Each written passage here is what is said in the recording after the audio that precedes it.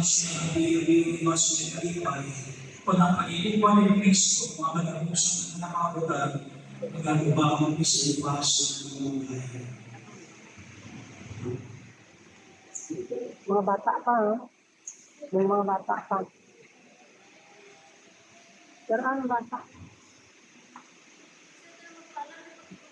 Diyan ka tawag pa? Hindi lang.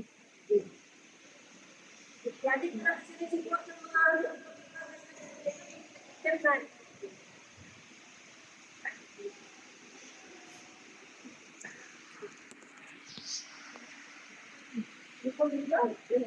Careful.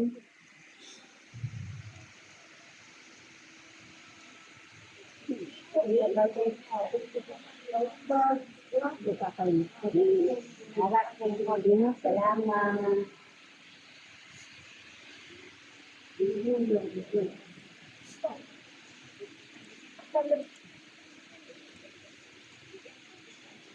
Careful.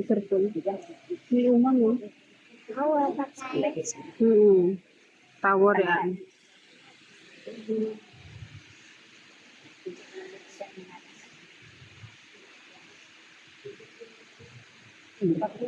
Mga santos ng Diyos, mga Diyos Kristiyan, pangahangin na sa Ginoo, kanina po sa pagsulatan sa iya.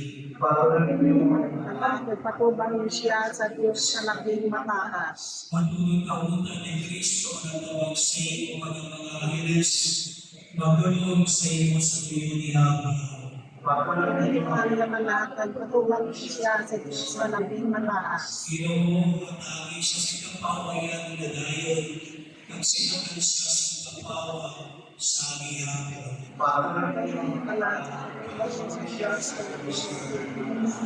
Sa iyo mga karon ang may sa kanuya, ang pinatugian ng mundo nga sa Kristiyan.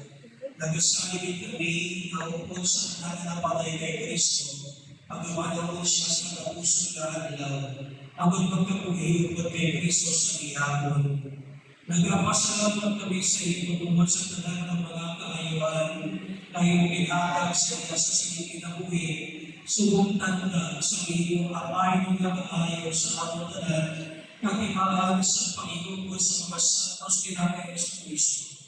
O maluyo na ginunang pagdagami ng pamatihin, ang among pangabuyo, buksi at tanhaan sa Paraiso, kag pulili kami ng mga nabilis sa pagkumpay sa isang kanisa, sa mga pasalig sa pagtuo, tuntong na kami na magpilit ang kanya kay Kristo, sa pagkupod sa iyo at sa atong mga utos o nas kanatusan.